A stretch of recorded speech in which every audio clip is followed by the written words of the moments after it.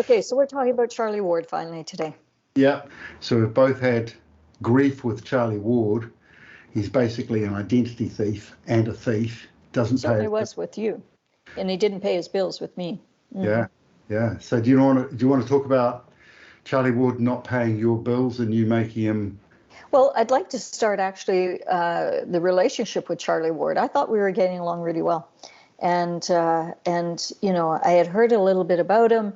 I'd been on a show a couple of times. I thought he was really charming. He was a great guy, as most people did or do. And then he phoned one day and he said, "This is during lockdown, full lockdown, right? Yeah. And no one was leaving their homes." And he phoned and he said, "You know, Carrie, I'm actually thinking of coming to Portugal with my wife, and we want to come visit." And I was like, "How are you going to get here?"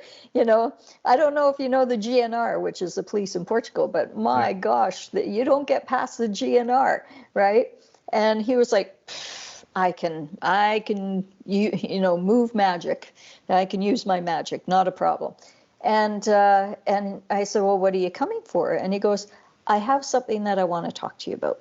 And this is after or during the time where I was already promoting his book and I was publishing his book in essence.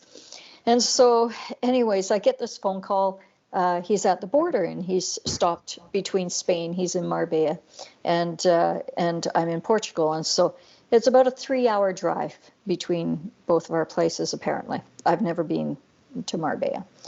And so anyways, he phones and he says, "Yeah, I'm just stopped at the border, but we're going to work this out. Not a problem. I'll be through there shortly." I said, "Okay." And so we're cooking dinner. You know, my former husband, he's in the kitchen. He's a really good cook. And so he was excited. Charlie Ward is coming for dinner, right? I remember what year this was, right? It was 2020 in the height of the lockdown.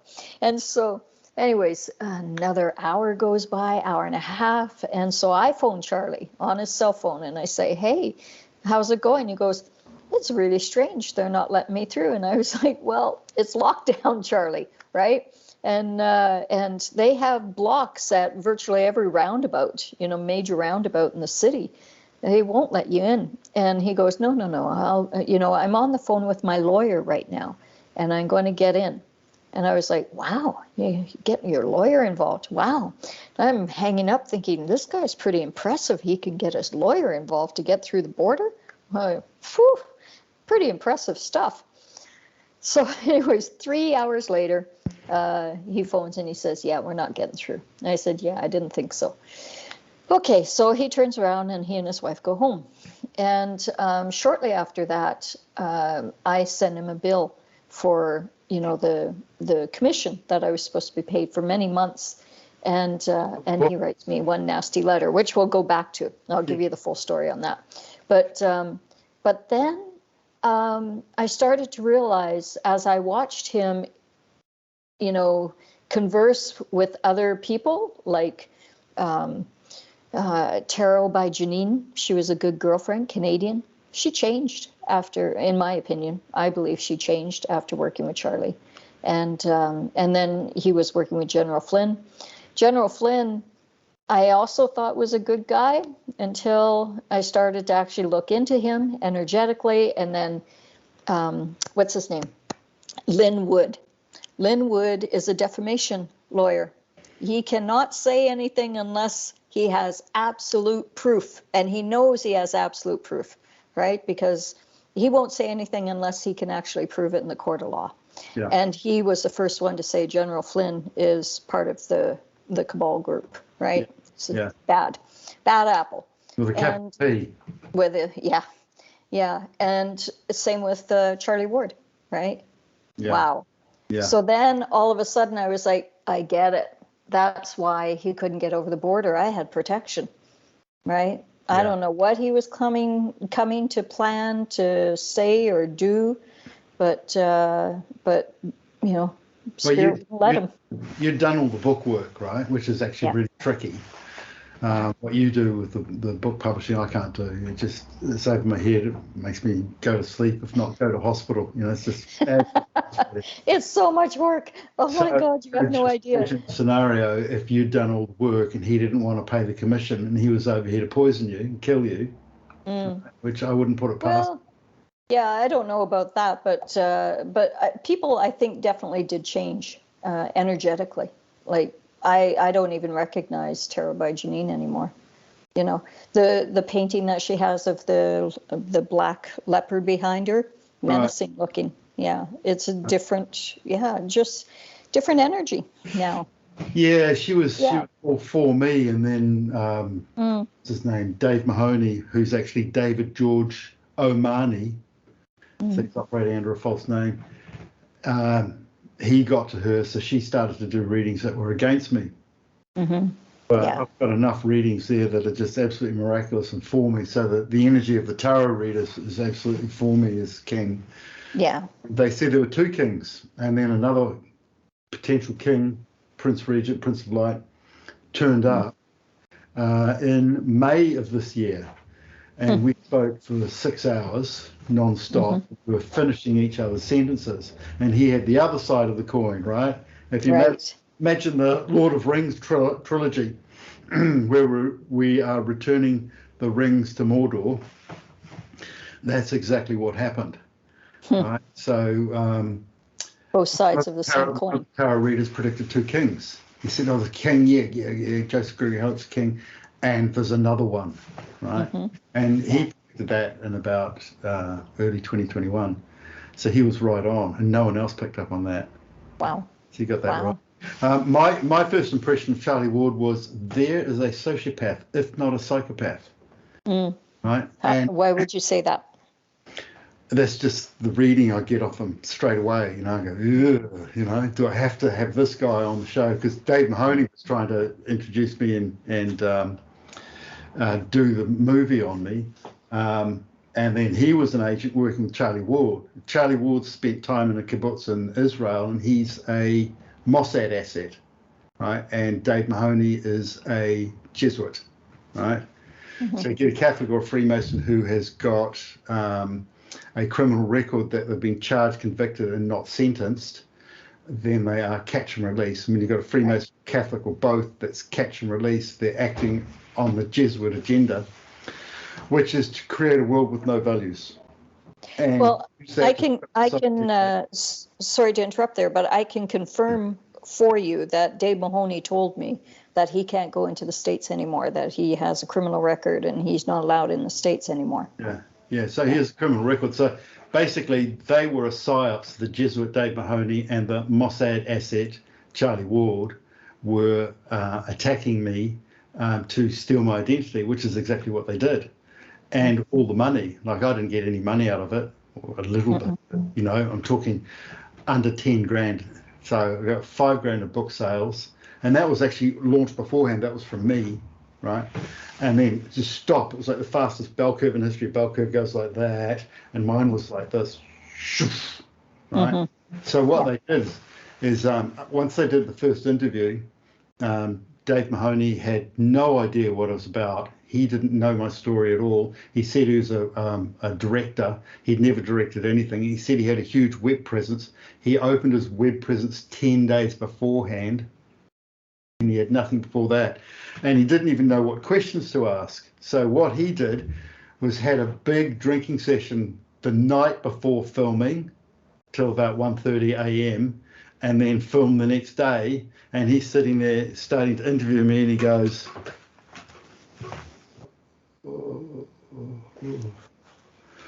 So the film director, he says, I've got a trick for this. So he gets a little beer, like that much, and he puts it under both of our chairs so he could have a swig and say something. He still couldn't come up with anything to say. So I said, what I'll do is I'll speak, and then we can film you, Dave Mahoney, afterwards as though you're asking a semi-intelligent question. Good God. Put it in. So we had to do that. So you've got Dave Mahoney going, oh, you guys looked hungover. You looked so hungover. But I thought my summary of the British royal family was just right on, right? It was brilliant. So the Jesuit Mahoney and the Mossad asset Charlie Ward were both working for Prince Charles, who didn't want the story coming out that the British royal family were illegitimate, right? So what they did is they tried to sabotage the interview as much as possible, like a drinking session the night before, and then not asking any questions. And then they got it out, and then they were supposed to come back. So they came over during lockdown. They flew into England during lockdown, or flew into England, they said, but I think it was a military intelligence operation that they were actually flown here.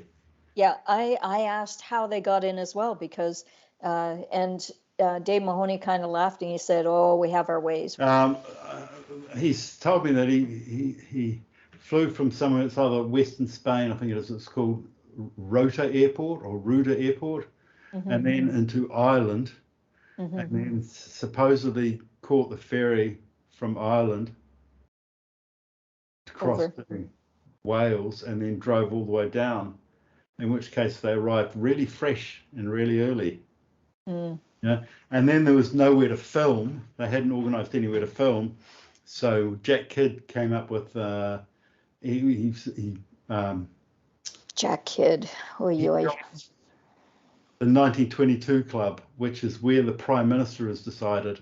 So that's about an hour north in North Norfolk, and had that, and that's pure cabal, right? The 22 Club. Yeah, I mean, you can see the bats on the mantle. The bats on the mantle, right? Yeah. And so we were there about 3 days, and then we ended up finding, Jack Kidd found another place, and that just happened to be in the field behind. So I could walk across the field and get to the other place. So yeah, we did that. We did the filming, and then what did they do? They went back to Spain. They were supposed to come back here, and they never did, right? Because they had what they needed in order to promote me and then trash me. That was the idea: promote, trash. So then they went to the cave, and they kind of muddled that up, and then they went to asked me to lie. Yeah. Then they asked you to lie. Do you want to say a bit about that? Well, they just we did a video on it, so people can go back and look at that. But the fact that they had a plan of what they saw was going to happen, and they had it scripted out, right? They were going to go and find this bottle and find the deed of entitlement in the bottle and say, "Woohoo, we found it, and now it's ours," and claim it. And and it didn't happen that way at all. And they were pissed. They were downright upset with me. So to the point that I actually was in hiding the night that we first went to the cave. I was actually scared because they'd been drinking, and it was pretty aggressive. Yeah, so, I consider Dave Mahoney to be a sociopath. Well, I don't know. He just, I think he's an opportunist, personally. He's an opportunist, and he will destroy anyone in his path. That's a sociopath. That's the definition of a sociopath. And I think Charlie Ward is the same. He's a sociopath, but he's also psychotypal. So my alarms went off with Charlie Ward when I first watched Kerry Cassidy interview him. She interviewed Charlie Ward, and it was hard hitting. And I've done a couple of interviews with Kerry as well, and she does her homework, right? So she said to him, "So you run money for royals, right? You take money from the royals, from their basements, and then you fly it in private planes and you bring it to banks." And he said, "Yes, that's what they pay me for." And she goes, "So you understand what the royals do to get that money?" And you could see Charlie Ward's face start to go white, right? Because he's running child trafficking money, drug money, God knows what, right? And she put him on the spot, and he was, within a very short time, he was spinning it pretty good. He was stuttering, didn't know what to say, and then kind of poo-pooed it real quick. That video, I don't know if it's even up anymore, probably not. And then after that, he changed his tune completely. It wasn't that he was running money for the royals anymore. It was running money for the government, right? Well, tell me what government agencies hire someone to put money in a private plane and bring it into the banking system. It doesn't make sense. Yeah. So that was my first thought. And then the association with Jack Kidd. So Charlie and his wife got married on Jack Kidd's private island in the Caribbean. Jack Kidd owns 3 islands in the Caribbean. His family does, right? And what's her name? Epstein's girlfriend. What's her name?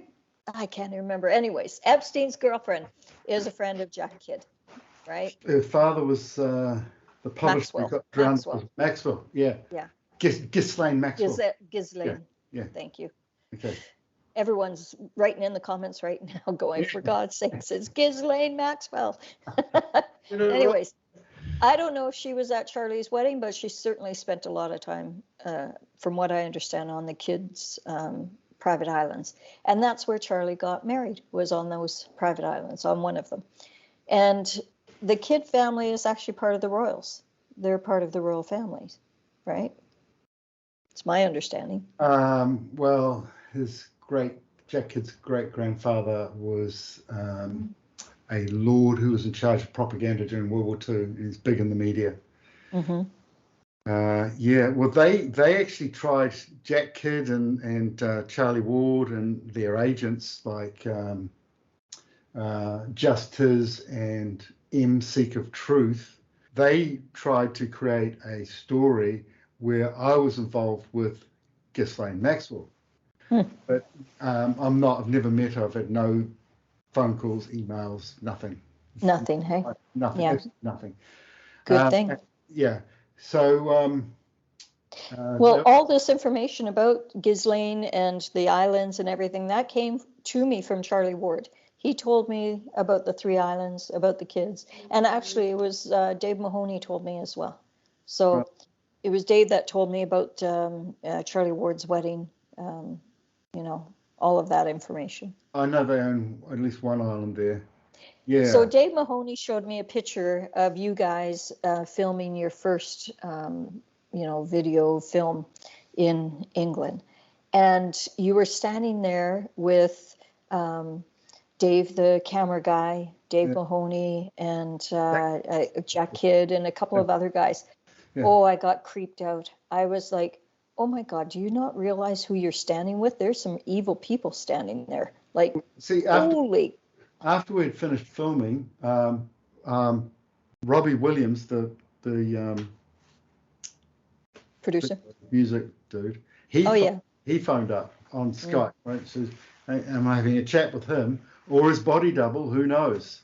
There's a friend of mine was there from up north, and she used to work with Robbie Williams, and she was going, so at least the double clone department. And then for the dinner at the end, they started to invite all these people who then tacked onto my stuff and used it to launch themselves. Like the guy who later called himself Tom Numbers. And he said that I named him Tom Numbers, so he wrote that down, right? It was Jack Kidd who named him Tom Numbers. I think it's a joke. And so for the dinner, they started to invite all these hangers-on. He's creepy looking, looked like a pedophile turned up with his daughter. Absolutely. About 12, and he was 8 o'clock at the table. He's falling asleep, snoring, for like 4 hours. Wouldn't go to his room. He just sleep. Laid there and snored. Yeah. Just really load the energy. Yeah. Load the energy.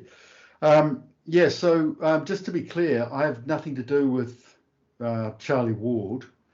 I did 2 interviews where he was there, supposedly sort of emceeing the interview. And he's since invited me to do more interviews with him, and I haven't replied. I can't stand the guy. Charlie Ward's web guy, his tech guy, was a guy called Lee Hemington. He's about 5'4", and he's Maori or part Maori. He's never been to New Zealand. And Dave Mahoney sets him up to design my website because a CIA Jesuit woman had crashed my computer and crashed the websites and all sorts of nasty stuff. So I needed a new website. So Dave Mahoney offered their agent, Lee Hemington, to do it. So Lee comes up here. He's in Gosport around there, and he comes up here and he says all that he can do, right? And we're having a chat, and he brings me a bottle of whiskey, and he says he's just bought my Hitler book, but I don't get any money from the Hitler books because a guy called Mark Windsor, who's British Army 77th Brigade, stole my hard drive, and he sells my books on Amazon, not me. So I don't get any money for it, right? So he's got these stolen books. So I got that off him and paid for it as evidence. So then Lee Hemington turns up again, and he says, I've got this great website. So he shows me this website. It's not in my colors, and it's just got all these difficult sidebars. And what he's done is he's copied a website of these people that want to become the government in America. So you click on it, and these buttons come out, and you click on those, blah, blah, blah. No one uses that system. So then he comes back again, and it's supposed to be in my colors, you know, and it's not. He hasn't even put it in my colors. He said he could do it in 5 days, and this is 3.5 weeks later. And then I said to Lee Hemington, have you ever designed a website? And he says, no. I said, what? And he says, he sends them to India to be done. He just gives them instructions in India. Yeah. But the CIA control India, so all of those websites have backdoors for the CIA in it. So I got that. So I said, oh, you're not doing my website anymore, you know. And then I told my friend up north, and he designed the whole thing in a day and a half, and he tuned it up over well day. Nowadays, I mean, websites are so easy to do. It's just it's all templates. Yeah. But even in 2020, Lee Hemington, he was the one that I actually had a lot of dealings with, we'll say. So are you finished there? Or I just want to say another thing is that Lee Hemington got 25,000 of my people on my list and gave them to Charlie Ward. Yeah, I remember you saying that. Yeah. So that means that I should be a 50% investor and getting 50% of the income from Charlie Ward stuff. And then what Charlie Ward did with Dave Mahoney is they basically advertised on the back channels for everyone in the world that hates me.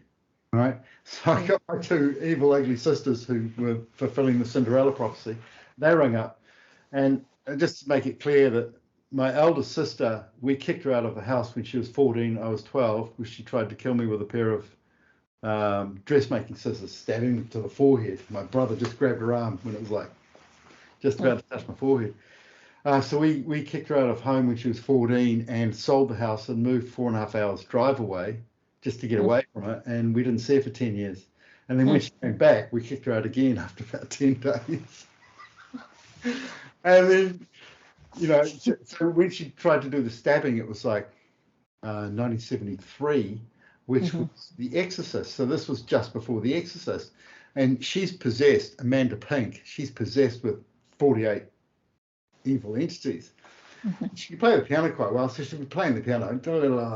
And then I can see a bit like in the other ones, and there's this hanged man in the corner, and then she's making the noises of the guy hanging, right? Like, ah. And then my parents grab her and take her into the room. My father had just done a life-saving course. So he pulls a jaw forward and grabs a tongue, thinking that it was an epileptic fit. Right. She's just writhing around, and then the exorcist comes out, which is exactly what had just happened in our house. Oh my God. And that explained it all then. Confirmation. My parents talking in their room, the door was slightly ajar, and I was just sort of listening, and they said, we've got to board Amanda out because she's going to kill Greg. So she's completely evil. So she's tried to kill you energetically through the Charlie Ward show. Yeah. Again. Yeah, exactly. So because she's possessed with 48 entities, they don't want anything good to flourish. They just want to be part of the death cult. So she basically sabotaged my income. Yep. Carry on, Carrie. Oh, thank you. Okay, so back to Charlie Ward. I approached Charlie about I think it was 2021, and we were coming out of lockdown, late 2020, right? Yeah. And I said, Charlie, I look at your book online and you're ranked 79,000th. Yeah. You're not a #1 international best-selling author. you're ranked 79,000th. What the heck?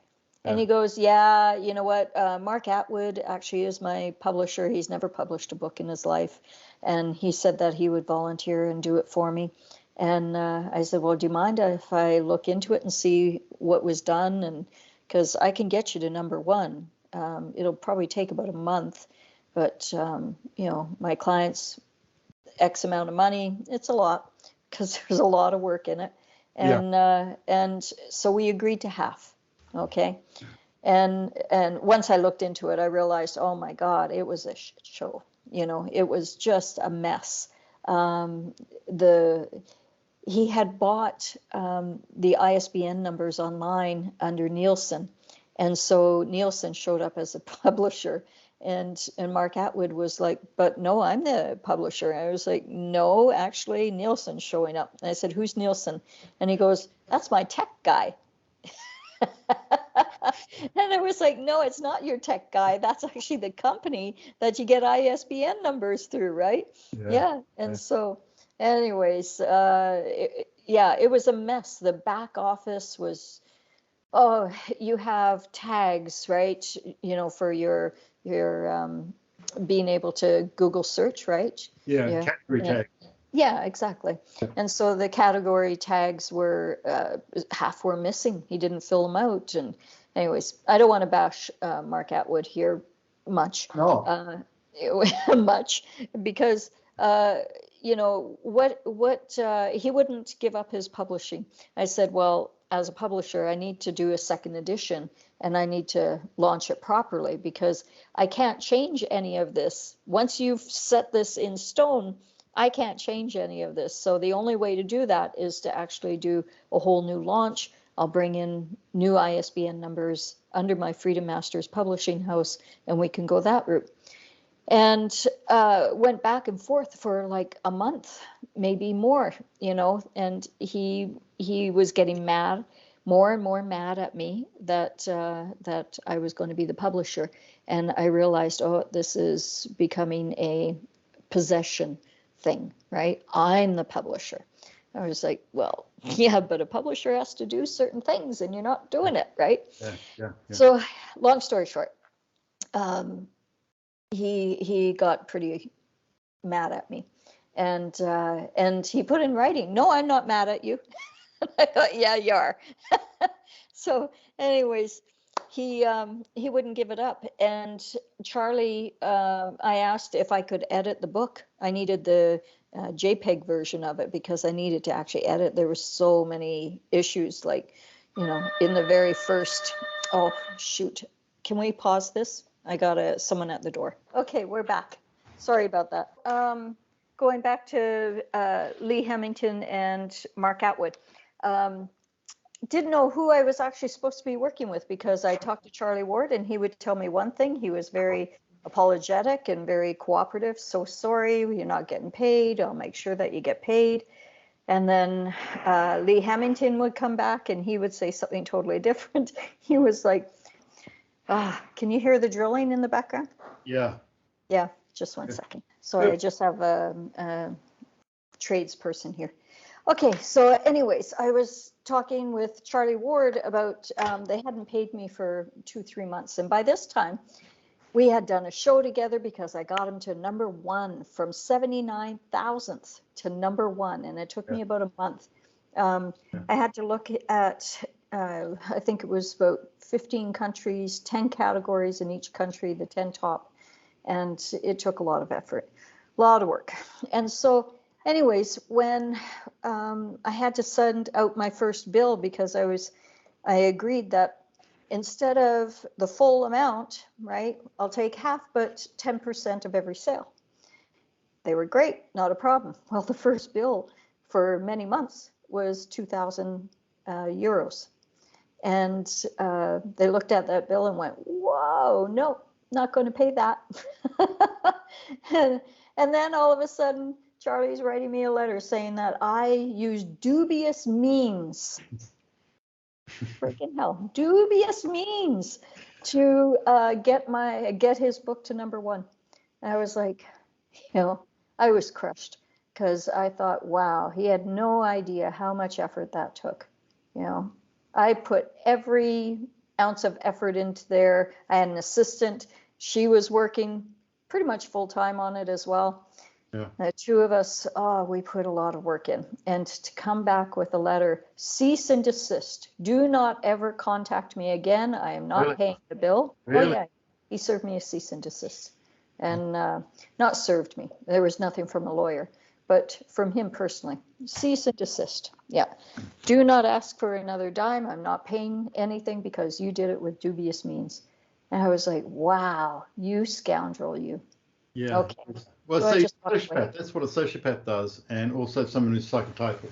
So we know now that he's a psychotypal sociopath, if not a psychopath. Yeah. So that was my experience with Dr. Charlie Ward. Oh, we had discussions about that. I was like, Charlie, you can't call yourself Dr. Charlie Ward. You're not a doctor. And he was like, yeah, I've been calling myself Dr. Charlie Ward for a very long time. I'm fine with it. And I was like, but you're not certified. You can't put that on your book. And he goes, I want it on my book. It's on my book. Oh, it is on his book. Originally, in the very first ones, it was Dr. Charlie Ward. Finally got that off. I wrote his profile for him. The profile that he first had written. I don't know if many of you guys saw it that are listening to this or watching it, but it was like, I was a bad little boy, you know. And he would go on Ripping people off. Yeah. I was kind of a bad little boy, and but it was very ego-based, and I thought, oh, we got to humble him down a little bit. So I rewrote the whole thing, and I don't know if he really liked that, to tell you the truth. But mind you, it's still up today. Yeah. Well, he wrote himself in as producer of the movies on me, the Hidden King Wow. documentaries. Wow. He wrote himself in as producer or executive producer. He wasn't. Was Kid the producer? No, Kid was the locations manager. As soon as he found the place, locations manager. Oh yeah, with the bats. Yeah, so Dave Vickers, and then they stuck that bat Yep. in the center of the shot, you know. I know. Yeah, there was no accident with that either.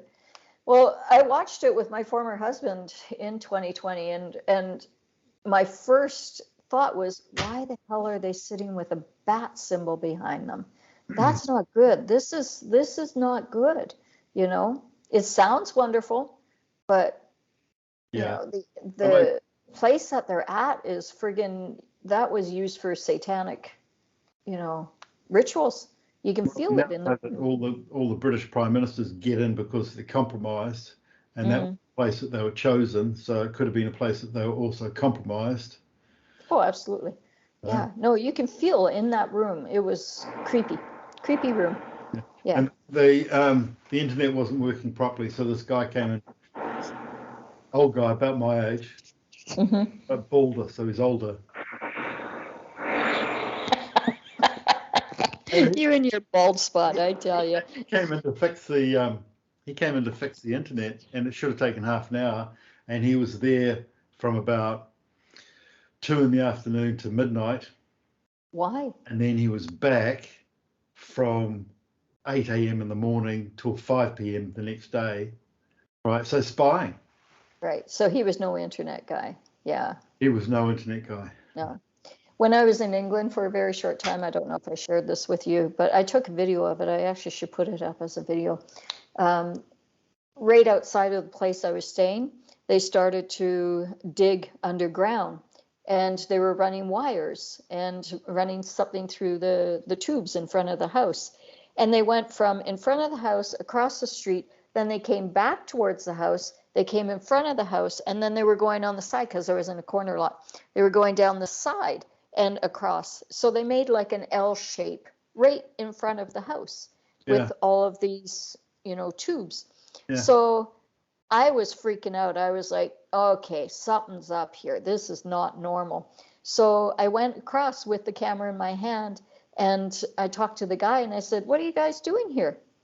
And he looks shocked, right? Yeah. He's in camouflage pants with military boots on.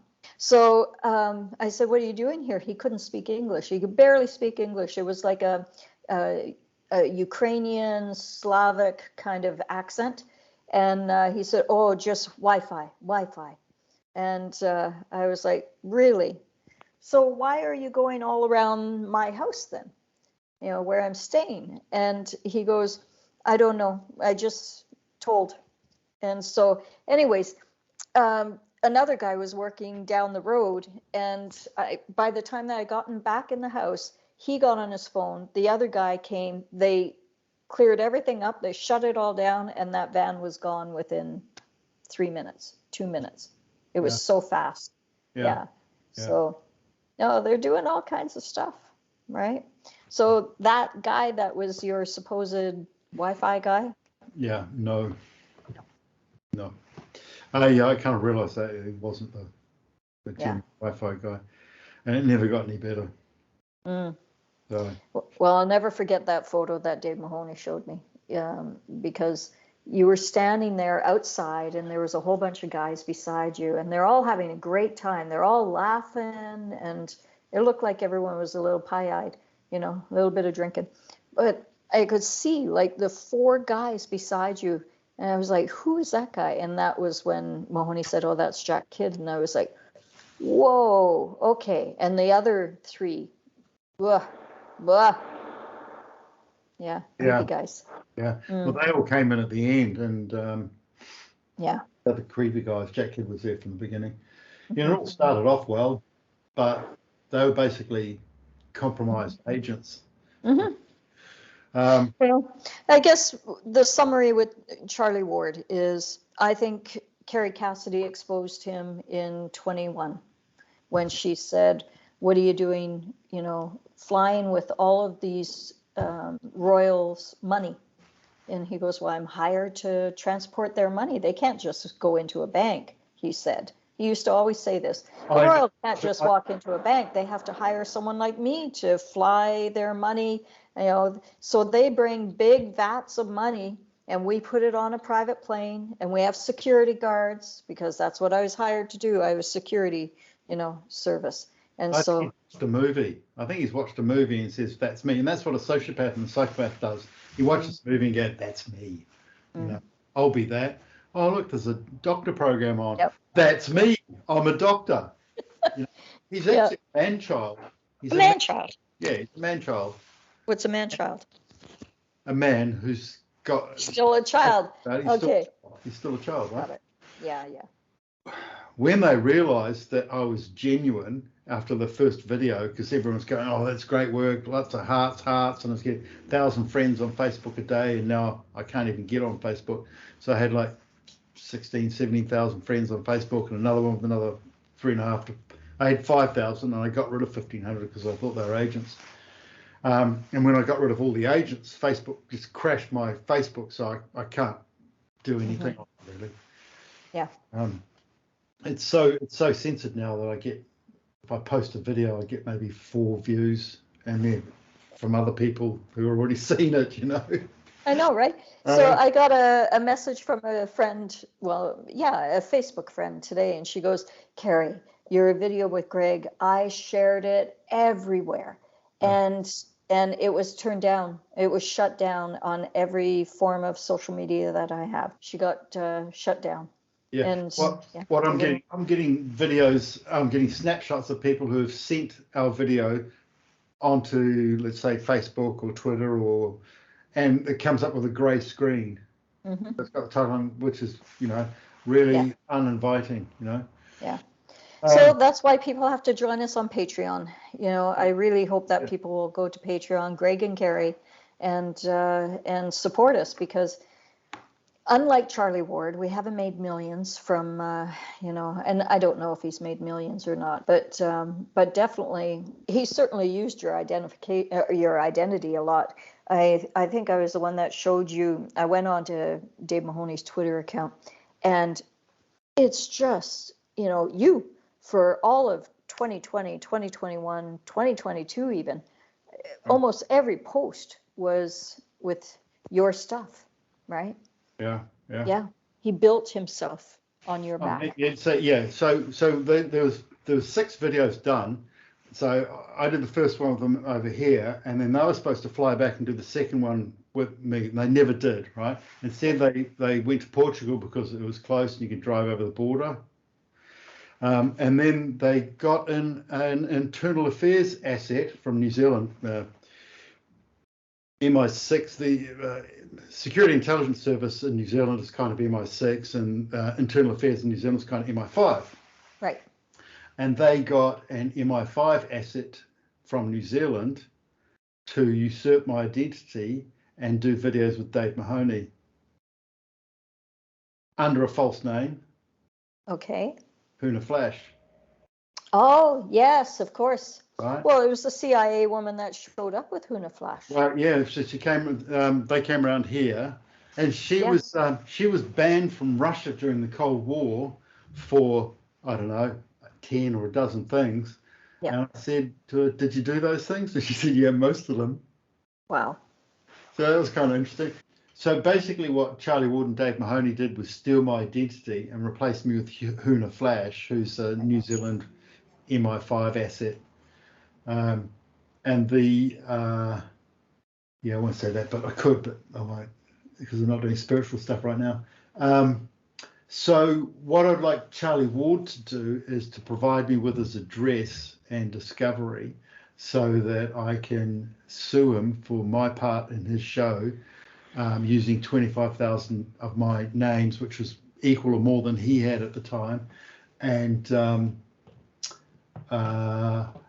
usurping my identity and getting others to trash me and getting everything wrong, which is defamation. And it's also malfeasance, misfeasance, and nonfeasance. And it is breach of estoppel by negligence, and it's breach of estoppel by representation, and breach of estoppel by misrepresentation. So it's serious crime. So basically everything he's earned should go to me 3 times over. Well, I would say Dave Mahoney as well. It's not just Charlie Ward. I would say Dave Mahoney as well. He should supply you. Dave Mahoney should supply. So what happened was this woman in Scotland, she's like 20 minutes south of Jack Kidd, who lives up in John O'Groats, the very north of Scotland. And she made all this jewellery and gave it to Jack Kidd, and he brought it down and gave it to me. I think he posted it to me. And then when all the guys were around here, I was trying to give them the jewellery that had their names on it or send it to them, and none of them would supply me with their addresses. And I wonder why. Wary of them right at the beginning, or wary of everyone on the internet right at the beginning. So I said, look, you got to write down your names and addresses. I gave them pad to all write down their names and addresses, and they put in emails and fictitious phone numbers and wrong addresses and nothing, Yeah. So they didn't want me to have money, because then I'd have resources, then I could carry on. So it was a Jesuit and Mossad psyops against me. Mm-hmm. And then CIA with Huna Flash, who was also New Zealand Internal Affairs, who was working for, what's her name? Jacinda Ardern. Yeah. And the loop continues on. So the whole thing was a psyops. The whole thing with all of those people was just a giant psyops against me, which is a proof. And that is proof that's called estoppel by negligence and estoppel by representation and estoppel by misrepresentation. That's what it's for. And in terms of common law, if anyone wants to look at common law, they should look at the estoppels, the 10 estoppels. Yeah. Okay, go, speak. So, thank you. I am allowed to speak, and I'm very good at it. Sometimes I don't know what's the whole thing. I've watched a couple of videos back, and I was like, "Oh, Carrie, God, you talked a lot. People want to hear from Greg too, That's okay. This was your interview, and I talked over you most of it. No, it was good. So the moral of the story is, if you've been funding, any of these guys, start questioning. Who are they? What have they been doing? Are they who they say they are? And I'm not talking just Charlie Ward or Dave Mahoney. I'm talking all the truthers, everyone, including ourselves. Muscle test, right? Start to look in. Muscle test. That's a good way Intuitively, you'll know. One of the best ways you can tell if someone's true on the internet is, are they using their real name? And are they rich? And have they supplied their address? Yeah. My address has been all over the internet, my real name. Same. Dave Our Mahoney books. uses a fake name. Dave Mahoney uses a fake name, no address. Charlie Ward uses his name, but fake address. No one seems to know where either of them live. No, they live in Marbella. Yeah. No? Yeah. So That's no one's been able to sue them because they're just doing defamation under the protection of the Jesuits and the Mossad. But no one. So if anyone in Marbella can give me their address, that'd be great. looking for those addresses. So if you have it, please supply it. Send us an email. Yeah, especially Dave Mahoney can supply his address and Charlie Woods can supply his address. That would be even better. Yeah. That would kind of show that they had nothing to hide. There you go. Sometimes I wish I had a beard. I think so. Yeah. So we done? Okay. I think we're done.